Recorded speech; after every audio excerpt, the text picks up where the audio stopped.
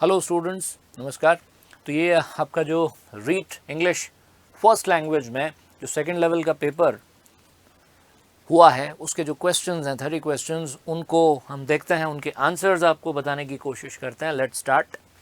सबसे पहला जो क्वेश्चन है, ट्रू और false answer type question is a type of blank space question. ये ट्रू फॉल्स टाइप के जो क्वेश्चंस आते हैं, ये किस तरह के क्वेश्चंस हैं, किस तरह के टेस्ट का एग्जाम्पल है?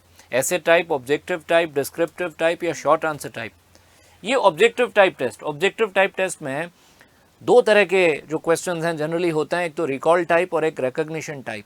तो जो ट्रू फॉल्स टाइप आइटम्स होते हैं ये रिकॉग्निशन टाइप आइटम्स होते हैं और ये ऑब्जेक्टिव टेस्ट का पार्ट होते हैं। तो सेकंड ऑप्शन इसका राइट आंसर है, 2। Unit test is an expression of blank space evaluation. अब हमें उत्तर इनमें से देना है ना, इन गिवन ऑप्शंस में से उत्तर हमें देना है। अब अगर हम यूँ देखें, बुक्स में देखें, तो कुछ बुक्स में कुछ जो स्कॉलर्स हैं, राइटर्स हैं, वो यूनिट टेस्ट को समेटिव का पार्ट मानते हैं कि यूनिट टेस्ट कितने ड्यूरेशन से होता है उस पर डिपेंड करता है, ठीक है। कुछ राइटर्स इसको फॉर्मेटिव का पार्ट मानते हैं, ठीक है। लेकिन अब इन चार ऑप्शंस में समेटिव फॉर्मेटिव दोनों नहीं दे रखे हैं, इसलिए कोई दिक्कत नहीं, हम कह सकते हैं फॉर्मेटिव सी। समेटिव और फॉर्मेटिव दोनों दे रखे होते तो कंट्रोवर्सी होती, तो सिर्फ फॉर्मेटिव ही दे रखा है, तो इसका आंसर हो जाएगा formative C. Evaluation is a process of, evaluation कैसा प्रोसेस है, मूल्यांकन कैसी प्रक्रिया है? Evaluation is a process of ascertaining the quality value of outcomes. Outcomes मतलब परिणाम, हाँ, जो टीचिंग के आउटकम्स हैं उनकी क्वालिटी और उनकी वैल्यू को असर्टेन करना। Determining the extent of achievement of objectives, किस हद तक हमने टीचिंग के ऑब्जेक्टिव्स को अचीव किया उसका निर्धारण करना। Comparing the outcomes of instructions, instruction माने टीचिंग, टीचिंग के आउटकम्स की तुलना करना, ठीक है। तो इनमें से इवैल्यूएशन की जो प्रक्रिया है उसका संबंध किससे है? तीनों से ही है, इसलिए इसका आंसर होगा D, all of these, all of these. Which of the following is a disadvantage of situational approach? Situational approach की डिसएडवांटेज इनमें से क्या है? It creates interest in teaching, it is action based approach. ये तो इसका advantage है, इससे टीचिंग में इंटरेस्ट क्रिएट होता है। एक्शन बेस्ड अप्रोच है, ठीक है। मटीरियल एड्स का यूज़ किया जाता है इस अप्रोच में, लेकिन टेक्स्ट बुक्स पढ़ाना इस अप्रोच से आसान नहीं होता, ठीक है। ये जो सिचुएशनल अप्रोच है इसकी मदद से टेक्स्ट बुक्स पढ़ाने में थोड़ी दिक्कत आती है, ये एक इसका डिसएडवांटेज है कि रीडिंग की जो स्किल है उसको डेवलप करने के लिए टेक्स्ट बुक की ज़रूरत होती है और टेक्स्ट बुक का कंटेंट सिचुएशनल अप्रोच से टीच करना मुश्किल होता है। तो सी इसका आंसर है, option C. The textbooks help the teachers in which of the following ways? Textbook teacher की सहायता इनमें से कैसे करती है? It makes the teaching of English systematic, इससे इंग्लिश की टीचिंग सिस्टमैटिक हो जाती है। It checks the teacher going astray, going astray मतलब भटकना, टीचर को भटकने से रोकती है। होता है ना कि टीचर अगर बिना किताब के पढ़ाएगा, है ना, तो जो टॉपिक पढ़ाना है वो उससे थोड़ा भटक सकता है। अगर किताब उसके हाथ में है तो बिल्कुल वो उस दायरे में रहकर, किताब के दायरे में रहकर के टीचिंग करता है। तो टेक्स्ट बुक जो है टीचर को भटकने से रोकती है, सही है ये बात। It facilitate self learning and self study, किताब अगर बच्चे के पास हो तो खुद घर पे पढ़ सकता है, सेल्फ स्टडी कर सकता है, सेल्फ लर्निंग हो सकती है। तो ये तीनों ही टेक्स्ट बुक के फायदे हैं, है ना। तो ऑल ऑफ दीज, डी इसका आंसर है, option D. In which of the following sentences have is have used as main verb? इनमें से किस सेंटेंस में हैव को मेन वर्ब की तरह यूज किया गया है? देखो, हैव हेल्पिंग वर्ब भी होती है, मेन वर्ब भी होती है। तो अगर हम देखें पहला वाला sentence, option A, I have a shower every morning, मैं रोज सुबह शावर लेता हूँ, इसमें हैव हेल्पिंग वर्ब है, बाकी सब में, सॉरी, इसमें हैव मेन वर्ब है, बाकी सब में हैव हेल्पिंग वर्ब है। सवाल उसका यही है, इन चार वाक्यों में से हैव मेन वर्ब किस वाक्य में है? In which of the following methods of teaching English inductive and deductive techniques of teaching are used? इनमें से किस मेथड में इंडक्टिव और डिडक्टिव टेक्निक्स टीचिंग की यूज की जाती हैं? अब देखो, ये क्वेश्चन जो है, इस क्वेश्चन में अगर हम देखें तो ग्रामर कम ट्रांसलेशन मेथड जो है उसमें डिडक्टिव टेक्निक यूज होती है, ठीक है। डायरेक्ट मेथड जो है उसमें ग्रामर की टीचिंग इंडक्टिवली होती है। सब्सटीट्यूशन मेथड जो है वो एच ई पामर का दिया हुआ एक मेथड है, सब्सटीट्यूशन टेबल मेथड जिसको बोलते हैं, उसमें सब्सटीट्यूशन टेबल्स की मदद से जो है वो टीचिंग की जाती है। बायलिंगुअल मेथड सी जे डॉटसन का दिया हुआ एक मेथड है, डॉटसन्स मेथड, जिसमें मदर टंग का यूज़ जो है लिमिटेड और कंट्रोल्ड वे में किया जाता है, ठीक है। तो अब इसमें ग्रामर कम ट्रांसलेशन और डायरेक्ट मेथड, अगर ये दोनों एक साथ एक ऑप्शन में होते तब हम सोच सकते थे, ठीक है, क्योंकि ग्रामर कम ट्रांसलेशन मेथड में डिडक्टिव, डायरेक्ट मेथड में हम इंडक्टिवली चलते हैं, ठीक है। सब्सटीट्यूशन मेथड में बिल्कुल ही डिफरेंट मोडस ऑपरेंडी होता है, ठीक है। तो इसका आंसर हम फिर बाइलिंगुअल मेथड देंगे, ऑप्शन डी।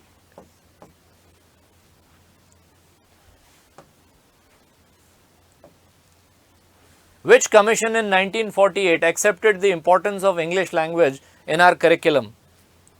कौन सा कमीशन 1948 में जिसने भारत में अंग्रेजी भाषा के महत्व को समझा था, एक्सेप्ट किया था कि अंग्रेजी को, मातृभाषा हिंदी को प्रमोट करने के साथ साथ इंग्लिश को जो है वो स्कूल्स में, यूनिवर्सिटीज़ में पढ़ाया जाना चाहिए।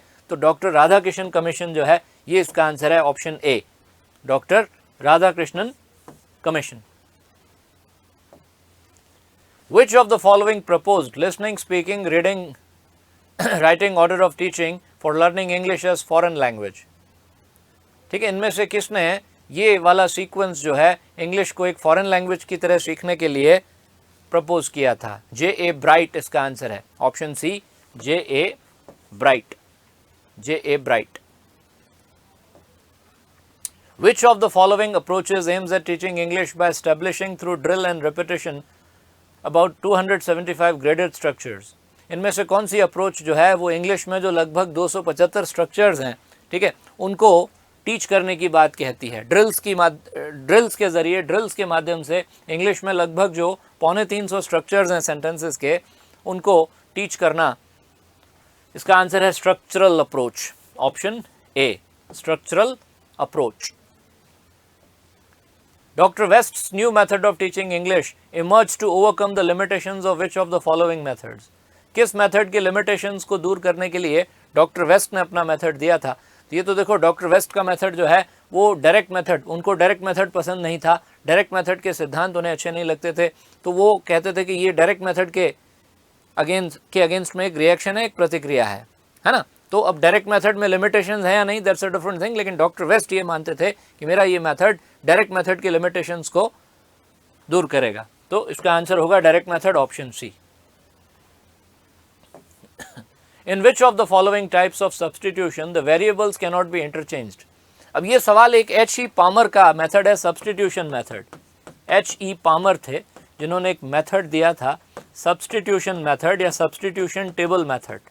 सब्सटीट्यूशन मेथड या सब्सटीट्यूशन टेबल मेथड, इस मेथड में सब्सटीट्यूशन माने प्रतिस्थापन विधि जिसको कहते हैं, ठीक है। तो उसमें जो है सब्सटीट्यूट करके स्टूडेंट्स को जो है इंग्लिश के सेंटेंसेस सिखाए जाते हैं या यूसेज सिखाया जाता है, ठीक है। तो ये सब्सटीट्यूशन के अलग अलग प्रकार होते हैं, सिंपल सब्सटीट्यूशन, कंपाउंड सब्सटीट्यूशन, ठीक है, तो ग्रामेटिकल सब्सटीट्यूशन। तो इसमें से वेरिएबल्स को इंटरचेंज किस में नहीं कर सकते? इसका उत्तर है सिंपल सब्सटीट्यूशन। सिंपल सब्सटीट्यूशन में variables can not be interchanged, option A. Which of the following is an advantage of communicative approach? इनमें से कम्युनिकेटिव अप्रोच का एडवांटेज कौन सा है? It teaches ways of expression, it ignores grammar and structures of our languages, its practical utility is yet to be awaited, it is not properly and scientifically developed yet. अब advantage बता रहा है तो कोई अच्छी बात कहेगा उसके बारे में, ऑप्शन डी और ऑप्शन सी। ऑप्शन डी कह रहा है कि अभी तक पूरी तरह से अप्रोच डेवलप नहीं हुई है, तो ये इसका एडवांटेज कैसे हुआ? ऑप्शन सी कह रहा है कि इसकी यूटिलिटी अभी तक हमें पता नहीं चली है, कि प्रैक्टिकली ये अप्रोच कितनी उपयोगी है, ये अभी तक हम निर्धारित नहीं कर पाए, तो ये भी इसका एडवांटेज नहीं है। ग्रामर के स्ट्रक्चर्स को इग्नोर करता है, ये भी इसका एडवांटेज नहीं है, ये इसका एडवांटेज है। अलग अलग एक्सप्रेशन के वेज, एक ही चीज़ को जो है कितने अलग अलग वेज में एक्सप्रेस कर सकते हैं। बेसिकली इसमें फोकस जो है वो कम्युनिकेशन के ऊपर होता है। स्टूडेंट को इफेक्टिवली कम्युनिकेट करना, लर्नर को इफेक्टिवली कम्युनिकेट करना सिखाती है कम्युनिकेटिव अप्रोच, है ना। तो अलग अलग जो एक्सप्रेशन के वेज हैं वो टीच करती है ये अप्रोच, ये इसका एडवांटेज है। तो ए इसका आंसर है, option A. Which of the following is related to the mental development of the learner? इनमें से किस चीज का संबंध लर्नर के मेंटल डेवलपमेंट से है, उसके मानसिक विकास से है? हाँ, लर्नर का जितना मानसिक विकास होगा उतना उसका कॉम्प्रिहेंशन पावर जो है, कॉम्प्रिहेंशन क्या होता है? समझने की एबिलिटी, सुनकर समझना, पढ़कर समझना, इसको कॉम्प्रिहेंशन कहता है। तो कॉम्प्रिहेंशन का सीधा संबंध आपके मेंटल डेवलपमेंट से है। अगर किसी का मानसिक विकास पूर्ण रूप से नहीं हुआ है तो उसको इंस्ट्रक्शंस को समझने में, लिखे हुए टेक्स्ट को समझने में दिक्कत आएगी। हाँ, तो इसका आंसर बिल्कुल ऑप्शन डी होगा, comprehension. Which of the following is an audio visual teaching add? इनमें से ऑडियो विजुअल टीचिंग एड कौन सी है? ग्रामोफोन, फ्लैनल बोर्ड, टीवी या रेडियो? हाँ, रेडियो में विजुअल्स नहीं होते, फ्लैनल बोर्ड जो है उसमें ऑडियो नहीं होता, है ना, ग्रामोफोन में विजुअल नहीं होता, तो टीवी में ऑडियो और विजुअल दोनों होते हैं, तो television is the right answer. Television एक ऑडियो विजुअल एड है। Which of the following prefixes can be used to form the opposite of the word legal? Legal शब्द का ऑपोजिट बनाने के लिए हम कौन सा प्रीफिक्स यूज करेंगे? इल्लीगल होता है, illegal. Option A, illegal. A is the right answer. Correct one for that which never fails is, that which never fails, वो जो कभी फेल ना हो, इसके लिए वन वर्ड सब्सटीट्यूशन, मतलब इसको एक शब्द में क्या कहेंगे, ठीक है, वो हमें बताना है। ऑप्शंस हमें इसके लिए दे रखे हैं, ठीक है, 4 ऑप्शंस जो इसके लिए हमें दे रखे हैं वो ये हैं, अनफेलेबल, इनफेलेबल, अनफॉलेबल या इनफेलेबल। इनमें से कौन सा शब्द इसके लिए यूज होगा? इंग्लिश में वर्ड है इनफेलेबल, इनफेलेबल, INFALLIBLE। IN के प्रीफिक्स से शब्द बनता है इनफेलेबल, इनफेलेबल। तो ये डबल L है एक्चुअली, LL, इनफेलेबल।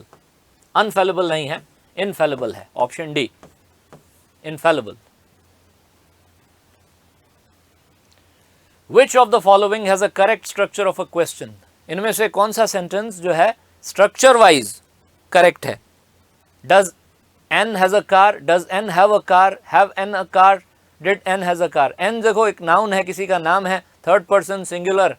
अगर सब्जेक्ट थर्ड पर्सन सिंगुलर हो तो अफर्मेटिव सेंटेंस में हैज यूज करते हैं, इंट्रोगेटिव में डज यूज करते हैं, ठीक है। अगर आप डज यूज करते हैं और हैव को मेन वर्ब की तरह यूज करते हैं तो फिर हैव आता है, हैज नहीं। हाँ, तो does N have a car, क्या एन के पास एक कार है? तो ऑप्शन बी में जो सेंटेंस दे रखा है ये एकदम ठीक है, सही है, बाकी तीनों सही नहीं है। Which of the following is correct? इनमें से कौन सा वाक्य सही है, शुद्ध है? I hope he will succeed at his work. I hope he will succeed on his work. I hope he will succeed in his work. I hope he will succeed for his work. मुझे उम्मीद है कि वो अपने काम में सफल होगा। Succeed माने सफल होना, हाँ, succeed in होता है जनरली। आप जब किसी कार्य में सफलता प्राप्त करते हैं तो you succeed in it. तो I hope he will succeed in his work. C. Which of the following is correct? इनमें से कौन सा सेंटेंस सही है? The old car moved much more faster than the new car. Much more faster, देखो more faster, fast एक adverb है जिसकी कंपैरेटिव डिग्री होती है faster। अगर कंपैरेटिव डिग्री ER से बनती है तो more लगाने की जरूरत नहीं, है ना। more और faster दोनों एक साथ आ गए, ये गलत है। The old car moved more faster, इसमें भी वापस वही गलती, more faster। लास्ट वाले में भी देखो मच मोर फास्ट, गलत है, क्योंकि फास्ट की कंपैरेटिव डिग्री मोर से नहीं बनती, ER से बनती है। फास्ट का कंपैरेटिव मोर फास्ट नहीं, फास्टर होता है, फास्ट, फास्टर, फास्टेस्ट। तो ये भी सही नहीं है, तो सही कौन सा है? C, the old car moved much faster than the new car, much faster than the new car. C is the right answer. Passage है, इसको रीड करना है पहले। Too much importance must not be attached to the wrong acts done by children, particularly if they happen to be of minor nature. बच्चे अगर गलतियां करें तो उनको बहुत ज़्यादा महत्व नहीं देना चाहिए, अगर बच्चे बहुत छोटे हैं तो, और अगर गलतियां उनकी माइनर नेचर की हैं तो, मतलब छोटी सी गलती बच्चों ने की है, ठीक है, और वो जो किया बच्चों ने वो आपकी नज़र में गलत है, तो उसको बहुत ज़्यादा तवज्जो और महत्व नहीं देना चाहिए। Many boys and girls at a young age are likely to be in the habit of stealing, neglecting their studies, slipping out of their classes or using bad language. ठीक है, यंग एज में बहुत से लड़के लड़कियां ऐसे होते हैं जिन्हें चोरी करने की आदत हो जाती है, पढ़ाई को निगलेक्ट करते हैं, क्लासेस मिस करते हैं और जो है गंदी भाषा यूज़ करने लगते हैं। In nearly every case the root cause of the trouble is the fact that proper care of the child is not taken in the house और sufficient interest is not shown to him, है ना। तो इन सभी cases में इसका जो मूल कारण होता है ना, जिसकी जड़ होती है वो ये होती है कि घर पर उस बच्चे की पूरी केयर नहीं की जाती, उसमें रुचि नहीं दिखाई जाती, बच्चे को माँ बाप जो है थोड़ा नज़रअंदाज करते हैं, इस कारण से ऐसा होता है. But if the parents were wise they would correct the faults of their children by paying more attention to them. अगर माता पिता बुद्धिमान हैं तो बच्चों की इन गलतियों को सुधारने के लिए वो उन पर ध्यान देंगे बजाय उनको डांटने के. Whatever the case, one thing should never be done. Bad things in the children should never be repressed. कुछ भी हो लेकिन एक चीज़ कभी नहीं करनी चाहिए. हाँ, बच्चे जो गलत हरकतें करते हैं ना उनको रिप्रेस नहीं करना चाहिए. They should not be compelled to change for the better under fear of the rod. Fear of the rod मतलब पनिशमेंट के डर से, डंडा दिखाकर, डांट कर, है ना, पिटाई करके उन्हें सुधारने की कोशिश नहीं करनी चाहिए.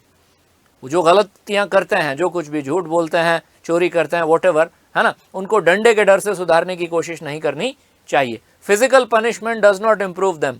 फिजिकल पनिशमेंट उनमें सुधार नहीं लाता.